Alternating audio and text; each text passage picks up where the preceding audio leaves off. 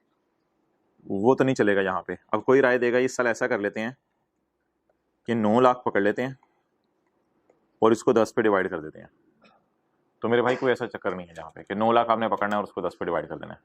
मेरी बात नहीं सुन रहे। अच्छा, कोई ये कहेगा कि नहीं यार 9 लाख को छोड़ो, नए से जो आया है 9 लाख को पकड़ो, उसमें से 6 लाख माइनस करो, वो जो पुराने वाले हैं, फिर जो अमाउंट आए उसको 10 से डिवाइड कर दो। कोई कहेगा जी मैंने ऐसा लॉ बनाना है। और भाई सारी बातें छोड़ें, जैसे लॉ मेकर कह रहे हम वैसे चलेंगे, और इसमें फिर कोई दूसरी राय नहीं होगी कि हम और क्या ऑप्शन एक्सरसाइज कर सकते थे। तो जिस तरह लॉ मेकर ने कहा आपने उसी तरह चलना है। लॉ मेकर ने क्या कहा है जी, न्यू वाली अमाउंट बताओ, पहले बताएं जी न्यू वाली अमाउंट 9 लाख। अच्छा, ओल्ड वाली अमाउंट का ऑलरेडी टैक्स्ड पोर्शन, ओल्ड वाली अमाउंट का वो पोर्शन बताएं जिस पर टैक्स लग चुका है। ओल्ड अमाउंट कितनी है, इसमें से कितने पे टैक्स लग चुका है, 60,000 पे। कितने पे टैक्स लग चुका है, 60,000 पे। 60 जमा 60 1,20,000। कहते हैं इससे क्या कर दो, माइनस कर दो। जवाब क्या आया, 780,000, पॉजिटिव 780,000। 7,80,000 जवाब आया। अब 7,80,000 को आपने अब 10 सालों में इनकम में डालना है, और अब 7,80,000 का पहला साल 2015 है। अब 7,80,000 डिवाइड बाई 10 इस साल करेंगे, अगले साल भी 7,80,000 डिवाइड बाई 10, उससे अगले साल भी 7,80,000 डिवाइड बाई 10। अब आप 7,80,000 डिवाइड बाई 10 करते रहेंगे। और इसमें ये नहीं होता मंथ बेस पे पोर्शन, जैसे डेप्रिसिएशन में होता था कि यार सर आपने एसेट खरीदा fix asset 6 lakh divide by 10 into 10/12 कर दें। नहीं नहीं नहीं, ऐसा कोई चक्कर मंथ बेस पे पोर्शन में यहाँ कोई नहीं है। सीधे सीधे रूल है टैक्स वालों के, कोई मुश्किल बातें नहीं कर रहे वो। तो बता देंगे 9 लाख में से क्या माइनस करना है, ऑलरेडी टैक्स्ड जी। लेकिन 7,80,000 एवरेज नहीं लिख देना, वो याद रखना है। इसको एंड पे किससे डिवाइड करना है, 10 से। क्या जवाब आ गया, 78,000। कैलकुलेटर पकड़ा हुआ है, 1308,000 माइनस क्या करें जी, रिपेयर अलाउंस 1308,000 इंटू 1/5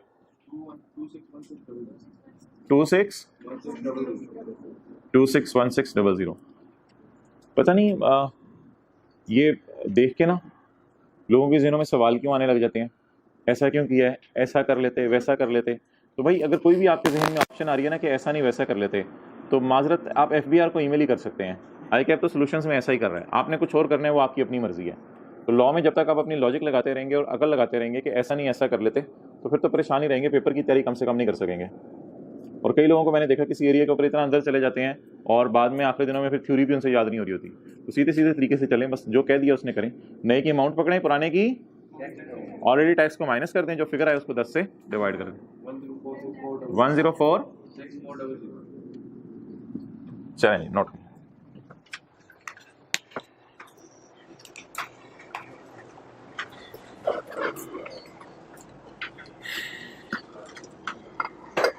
पूरा नोट करते हैं या बस थोड़ा सा अधूरा सा, पूरा?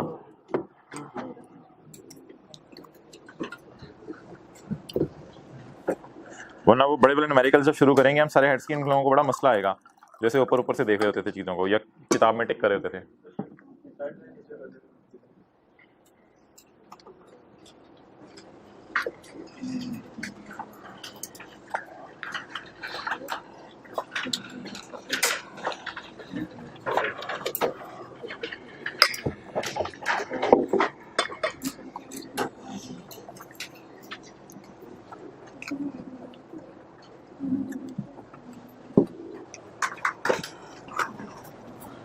जी, which amount is already taxed? 1,20,000।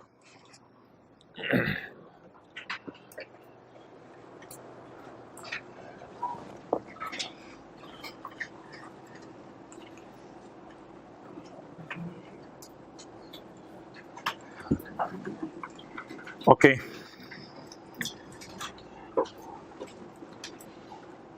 रखो भी इधर ही।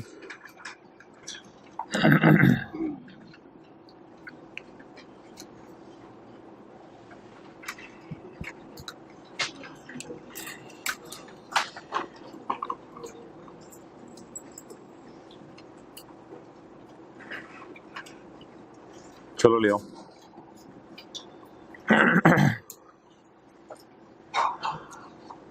क्या था? द न्यू कराईदार gave 9 lakh as non adjustable amount which was थोड़ा सा use to repay 6 lakh to. इससे कोई फर्क नहीं पड़ना कि हमने वो 9 लाख पकड़ के उसको 6 लाख वापस किया, हम वैसे भी उसको 6 लाख वापस कर देते तो यही ट्रीटमेंट थी। पढ़ें जी point 3। Where the Babar has refunded 6 lakh to on termination of tenancy, and the owner lets out the building to succeeding tenant कौन है? उमर।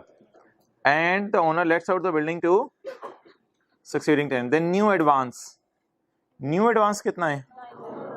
9 लाख। न्यू एडवांस कितना है जी?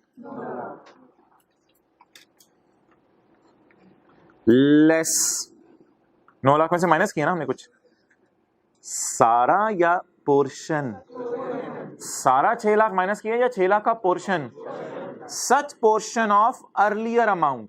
मुझे पोर्शन ऑफ अर्लियर अमाउंट बता दें, portion of earlier amount. Earlier amount तो मुझे पता ही 6 लाख है, मैं आपसे क्या पूछ रहा हूं? Portion of earlier amount. कौन सा पोर्शन है? That was charge to tax का क्या मतलब है? जिस पे टैक्स लग चुका है, that was charge to tax. अच्छा कितनी फिगर आ गई बताएं? 6 न्यू एडवांस माइनस 1,20,000 कितनी फिगर आ गई? 7 lakh. New advance minus already tax कितनी फिगर आ गई? 9 lakh minus 1 lakh is equal to 7,80,000 shall be chargeable under the head income from. ये 7,80,000 में किस हेड में जाएगा? इनकम प्रॉपर्टी में। इन the year in which it was received, जिस साल ये आया उस साल, वो कौन सा साल है? 2015। एंड इन द फॉलोइंग 16 से लेकर 16, 17, 18, 19, 20, 21, 22, 23, 24 तक, 16 से लेकर 24 तक, 2016, 17, 18, 19, 20, 21, 22, 23, 24।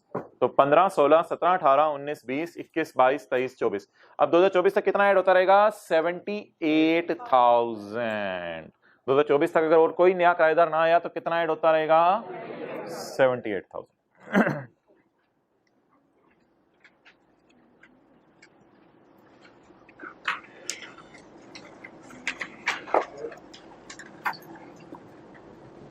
अच्छा एक बात इसमें लिख लें कि अगला साल कौन सा है? 2016। तो यहां पे लिख लें टैक्स ईयर 2016 में भी बोले 78,000 ही ऐड होगा। टैक्स ईयर 2016 में भी 78,000 ही ऐड होगा। बुक की कैलकुलेशन सही है सारी?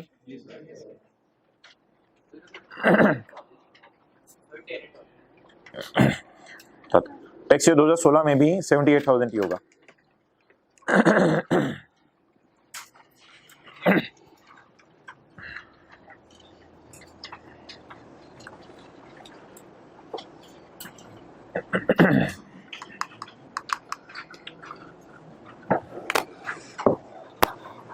अच्छा ये जो 16 का 3 है ना, 16 का 3 ये जो भी हमने पढ़ा है, तो इस पे लोग ना बहुत सवाल पूछते हैं, फिर आखिरी दिनों में भी कुछ पूछते हैं। तो एक दो बातें मैं कर रहा हूँ, वो ICAP ने कभी टेस्ट नहीं की और ना मेरा मशवरा है आपको ऐसे सोचने की जरूरत है। बस इतना ICAP करवाता है, पास पेपर में आ रहा है, मैंने आपको करवा दिया है। वो तो ना खत्म होने वाली स्टोरी है, आप जितनी मर्जी बहस को बढ़ा लें। बहरहाल कुछ लोग ये सवाल पूछते हैं कि जी फर्ज करें 2016 के अंदर नया किराएदार आ गया, तो कोई मसला नहीं। 2016 में नया किराएदार आ गया, वो 9 लाख रुपए नहीं लाया, 9,20,000 ले आया। वो 9 लाख रुपए नहीं लाया, 9 लाख। तो नया किराएदार जो 9,20,000 लाया वो आप यहाँ लिखे 9,20,000, उसमें से माइनस कर दें 78 और 60 और 60, पूरा माइनस करना पड़ेगा। 78 भी माइनस करना पड़ेगा और 60 भी माइनस करना पड़ेगा। उसमें पूरा माइनस, उसमें आपने ये नहीं कहना कि 60 और 60 तो हमने यहाँ भी माइनस कर दिया। नहीं, ऐसी बात नहीं है, इस तरह नहीं सोचना। तो अगर नया किराएदार आ जाए तो 9,20,000 लेके आए तो क्या लिखें यहाँ? 9,20,000 और उसमें से क्या माइनस कर दें? 78, 60 और 60।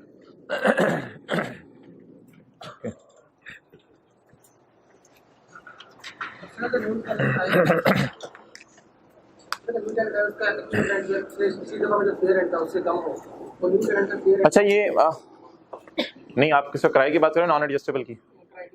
अच्छा बहरहाल, अच्छा नॉन एडजस्टेबल में भी ना एक और सवाल भी अक्सर लोग पूछते हैं, अब वो भी मेरे ख्याल से डिस्कस करने की जरूरत नहीं है। बहरहाल कई दफ़ा ऐसा होता है नया किराएदार लाता ही 80,000 रुपये है, अब उसे मांगते हैं 9 लाख, कहते हैं नहीं यार, आप फिर मजबूरन आप उसे कहते हैं चल यार मुझे भी जल्दी है 80,000 ही दे दे यार। अब वो 80,000 लाता है तो 80,000 में से 1,20,000 माइनस करें तो जवाब नेगेटिव आ रहा है, तो फिर वो नेगेटिव को आपने इग्नोर करना है, आपने कैलकुलेशन आगे चलानी नहीं। लेकिन अगेन ये चीज़ें आई के अपनी पूछ रहा है, सही अपने आपको परेशान करने की क्या जरूरत है, जितने मर्जी सिनेरियो बना लो वो तो खत्म होने वाली बात ही नहीं है। तो जितना डिस्कस हो गया वो काफ़ी है आपके लिए। और फिर अगर एक और तीसरा सवाल लोग पूछते हैं, वो भी मैं अब क्या कहूँ, वो अब पूछते हैं यार ये जो बंदा था ना 2026 के अंदर कोई बंदा आ गया, यानी कि 10 साल पूरे हो गए थे, अब 2026 में कोई बंदा आ गया, तो भाई अगर 2026 में कोई बंदा आ गया ना तो फिर उस अमाउंट के 10 साल पूरे हो चुके हैं, अब वो पुरानी अमाउंट्स माइनस करने की जरूरत नहीं है।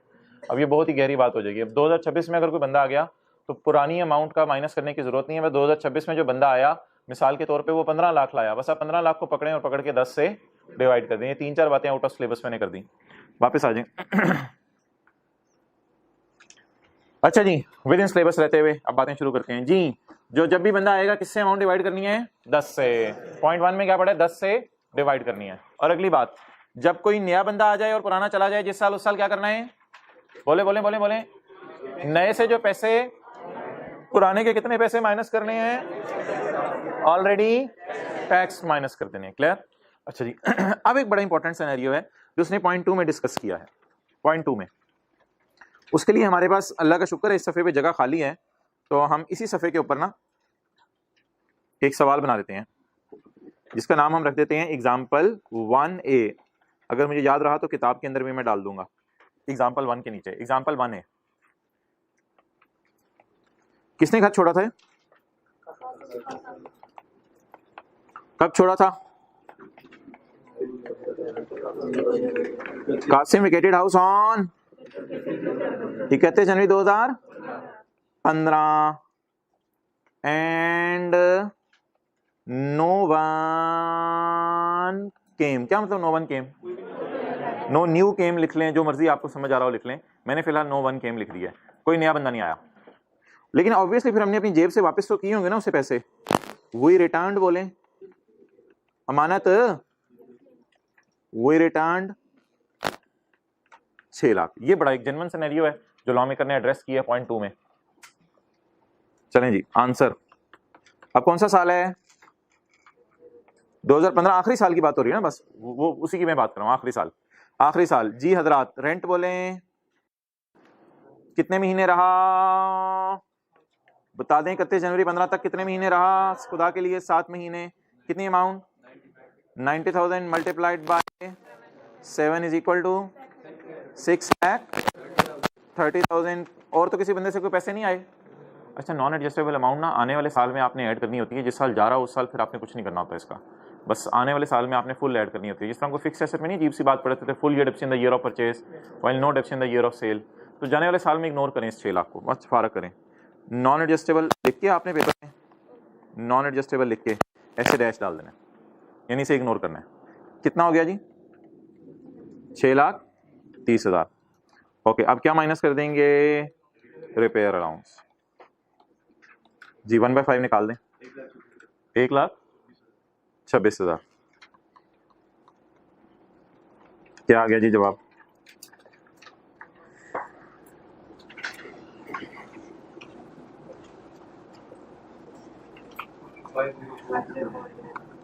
$504,000। चलें जी नोट कर लें, फिर पॉइंट 2 पढ़ते हैं।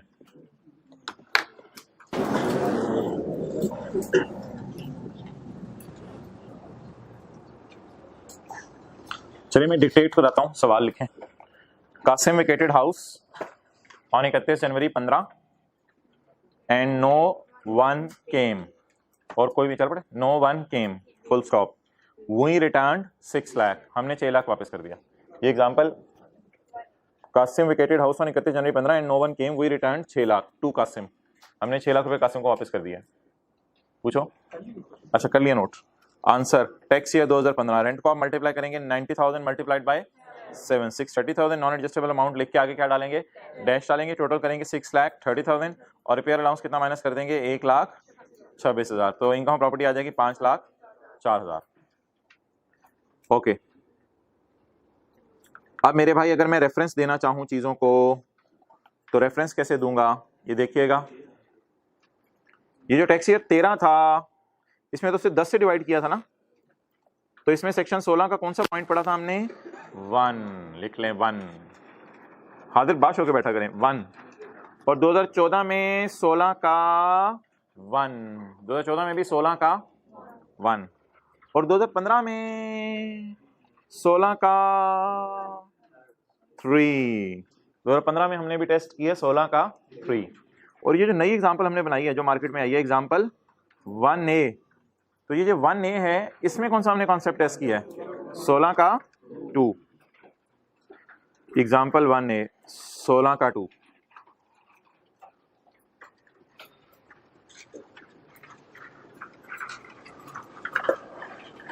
चलें जी पढ़ें 16 का 2 जिसका इंतजार था। Where an amount which is not adjustable against the, कितनी थी amount, 6 lakh, is refunded by the owner to the, owner ने किसको वापस कर दी, टेनेंट को। अबे तू क्यों वापस कर रहे यार, ऑन टर्मिनेशन ऑफ टेनेंसी, इसलिए कि वो जा रहा on termination of, before expiry of, 10 साल से पहले ही चला गया। No portion of 6 lakh, no portion of shall be allocated to tax year in which it is refunded. No portion shall be allocated to year in which it is refunded. 2015 में इसका कोई portion add नहीं होगा। और ये बात तो यार जाहिर सी है, और टू एनी सब्सिक्वेंट ईयर। और जाहिर बात है अब इस 6 लाख को आपने 2015 में नहीं डाला तो 2016-17 में कहां से 6 लाख को 10 से डिवाइड करके डालेंगे। तो अगले सालों में तो वैसे ही माहौल है, सोच में भी नहीं आ सकता हमें कि अगले सालों में हम इसको डालेंगे इनकम में, क्योंकि हमने 15 में भी इसको इस काबिल नहीं समझा के डालेंगे इनकम में। ओके,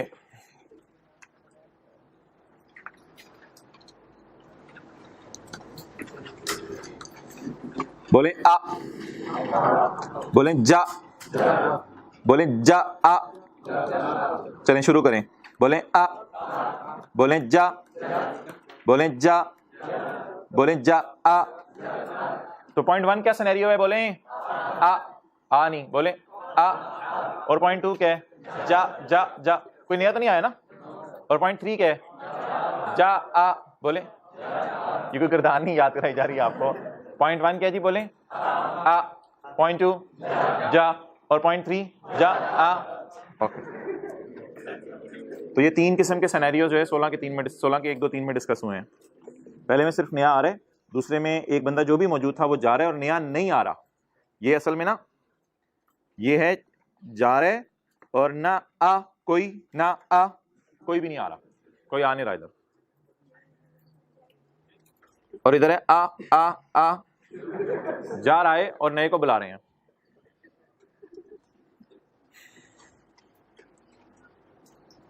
अच्छा, अभी और कोई सवाल आपने, हाँ ये कर लीजिएगा बिल्कुल, एग्जाम्पल 2 होमवर्क जरा रिवीजन हो जाएगी।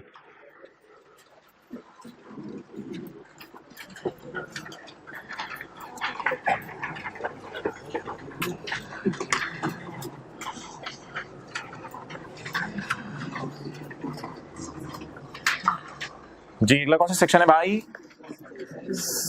नहीं, एक बीच में एक और भी लाइन है, ट्रीटमेंट ऑफ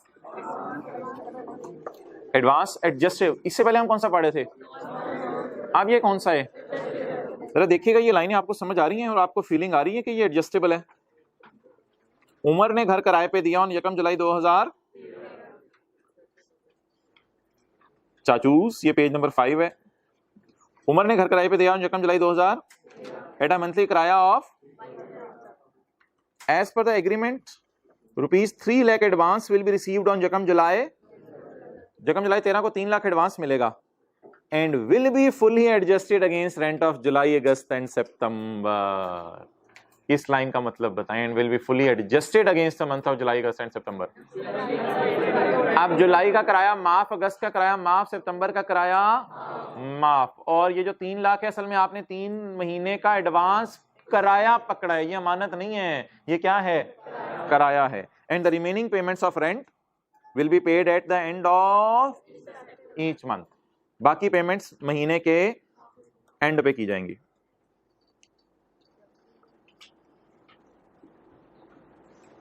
ओके तो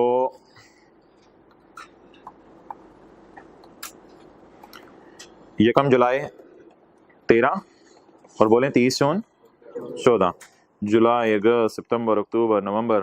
क्लास के बाद किसने आगे पूछा जैसन क्यों लिखा था, दिसंबर जनवरी फरवरी मार्च अप्रैल मई जून।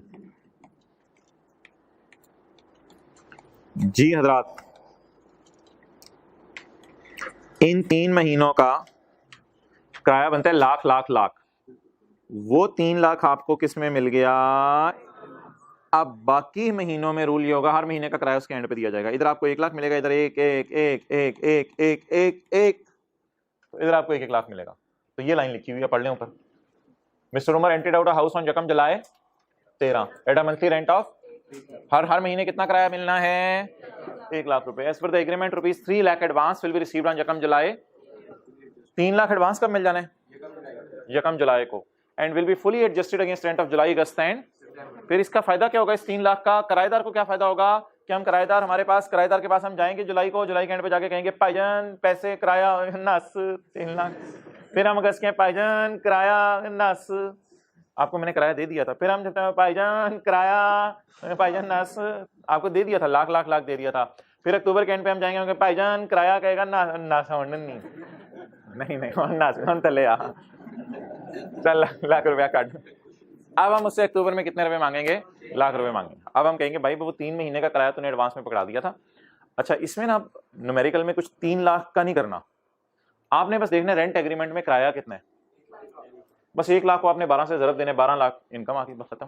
पेपर में ऐसे बच्चों की तरह नहीं शुरू कर देना, क्योंकि बच्चों की तरह 1 लाख वो निकालेंगे 3 लाख जमा 1 लाख ज़रब 9 महीने, और इन चक्करों में ना पड़े। बस इस 3 लाख को पेपर में इग्नोर कर दें, 3 लाख को पेपर में इग्नोर कर दें और सवाल में दीवाना वार ढूंढें लाख रुपया यानी महीने का किराया। जैसे बिरयानी में बोटी ढूंढते हैं आप टांग वाली, दीवाना वार। तो सवाल में दीवाना वार क्या ढूंढें, बोले बोले बोले 1 लाख नहीं, महीने का किराया। तो पेपर में लाख ढूंढ रहे होंगे। सवाल में दीवाना वार क्या ढूंढें, रेंट एग्रीमेंट में जो महीने का किराया, महीने के किराए को किससे ज़रब दे दें, 12 से। इट विल बी योर 12, जितने महीने किराए पे रहा, रिपेयर अलाउंस माइनस करते हैं, टॉप टू टॉप बार निकल जाए मोटरवे पे। Remaining payment of rent will be made at the end of each month, उससे कोई फर्क नहीं पड़ता बस।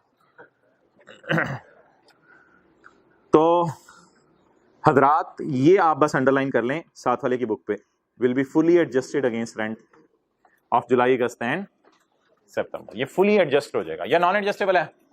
अच्छा ये 3 लाख तो वापस नहीं करना पड़ेगा जब वो छोड़ के जा रहा होगा घर 2-3 साल बाद।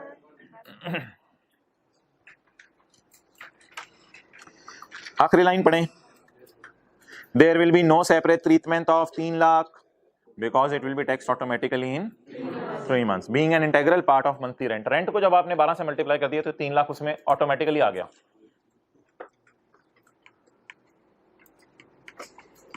तो आज आपने जाके बताने अम्मी एडवांस 2 किस्म के होते हैं, नॉन एडजस्टेबल और एडजस्टेबल। छोटे को भी आवाज मार देनी है, भाई भाई इधर आ यार, तुझे भी बताऊं एडवांस कितने किस्म के होते हैं, 2 किस्म के, नॉन एडजस्टेबल और इसको 1/10 से डिवाइड करना होता है, और एडजस्टेबल एडवांस को क्या करना होता है, इग्नोर करना होता है।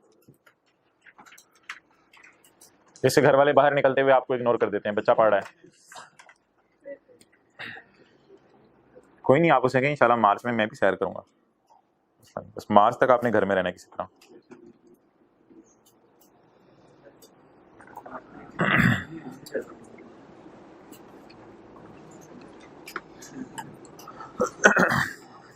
छह घंटे नींद के, ऐसे ही रूटीन होगी ना आपकी, 6 घंटे नींद के, 2 घंटे आप खाने पीने के नमाजों के हो गए, 2 घंटे ये हो गए, कितने हो गए 8 घंटे। दिन में कितने घंटे 24, बाकी कितने रह गए 16 घंटे। 16 घंटे में अगर आप 3 सब्जेक्ट पढ़ रहे हैं तो 1 2 3 5 घंटे उसके निकाल लें, चलें आने जाने का टाइम भी डालें, कितने रह गए, वो लुट में जा सकता है बंदा पढ़ पढ़ के होगा। आप अगर 3-3 घंटे भी हर सब्जेक्ट को दें इतना टाइम कैसे गुजरते हैं दिन आपका? फिर भी ये अगर आप माइनस कर दें 9 घंटे, क्योंकि 2 घंटे आप बिल्ले बैठे रहते होंगे, 3 घंटे एक सब्जेक्ट को पढ़े हैं, उसमें 3 घंटे में मुझे पता है आप 2 घंटे आज वाला करते होंगे, 1 घंटा पिछला रिवाइज करते होंगे। तो खीर होगी क्या? वक्त में बरकत नहीं रही, टाइम खत्म होता है, पता ही नहीं चलता। ये वाले 9 घंटे कहाँ जाते हैं पता ही नहीं चलता। ये 2 बोनस भी हैं, तो 8 घंटे सो जाओ, चलो ये वाले 2 इधर डाल लो, फिर भी 9 बनते हैं। इससे ज्यादा लोग हैं। मुझे अच्छी तरह याद है, ये जब हमें छुट्टियां होती थी पेपरों की, 14-15 घंटे आराम से पढ़ लेते थे। मैं आपको सच्ची बात कर रहा हूँ, आराम से, पता ही नहीं चलता, मैं बटे बंदा पढ़ लेते। नहीं तो आखिरी महीने की बात नहीं, तो मैं आम दिनों की बात कर रहा हूँ। आम दिनों में भी आपके पास में 16 - 5 11 घंटे मौजूद हैं। ओके चलें जी, आप ना उल्टा चलें, रिवर्स चला करें। ये देखें मेरा टाइम जाता कहाँ है। ये टाइम ना टाइम मेरा टाइम कहाँ जाता है। इन लोगों के लिए 11 घंटे हैं पढ़ने के लिए, मेरे पास 3 घंटे नहीं निकालने, घंटा नहीं सब्जेक्ट को दे पा रहा, पता नहीं कभी कभी मुझे क्या हो जाता है। अच्छा जी, अपने आप से बात करें। इनकम ऑफ, बोले इनकम ऑफ जॉइंट ओनर्स। ये इस तरह की बात ये तो पहले भी हो चुकी हुई है, सिंपल सी बात है। अगर 2 बंदों ने इकट्ठे पैसे लेके घर खरीदा, बैंक की बात नहीं कर रहा मैं, वो अलग बात थी। आप दो दोस्त हैं, साथ वाले को मुस्कुरा के देख लें, आपने इकट्ठे घर खरीदा, ठीक है, थोड़े से पैसे इसने डाले, यार 10 रुपए तू पा, 10 रुपए मैं पावा, चल यार घर खरीदे, चलो जी 20 रुपए का घर खरीद लिया। तो अब आप लोगों ने, मैं 10 मिलियन की बात कर रहा हूँ, लेवल है, तो आप लोगों ने 10 मिलियन डाल के घर खरीद लिया। अब आप इस प्रॉपर्टी के क्या बन गए? ज्वाइंट ओनर्स बन गए। क्या बन गए? अब मोहतरम क्या होगा, आप हजरात इस जो आपकी इनकम आ रही है, ये तो एकदम किसी हाई स्लैब में गिर जाएगी। मिसाल देता हूं आपको, असलम और बाबर, ए और बी, ज्वाइंट ओनर हैं घर के, and they have provided the following data. Profit sharing ratio among A and B is 60:40। Are joint owners of a house, यानी इकट्ठे पैसे डाल के इन्होंने घर बनाया हुआ है। और प्रॉफिट कैसे तकसीम किया करेंगे घर का? Rental income earned from house for 2013 is 3 million. Rental income है 3 मिलियन। अब एक बार याद रखिएगा, सैलरी तो इनकी है ही नहीं ना, तो सिर्फ प्रॉपर्टी इनकम है, तो फिर टेबल 2 तो दूर की बात है। फिर जब भी सैलरी 0 हो तो टेबल 1, जब भी सैलरी 0 हो टेबल 1।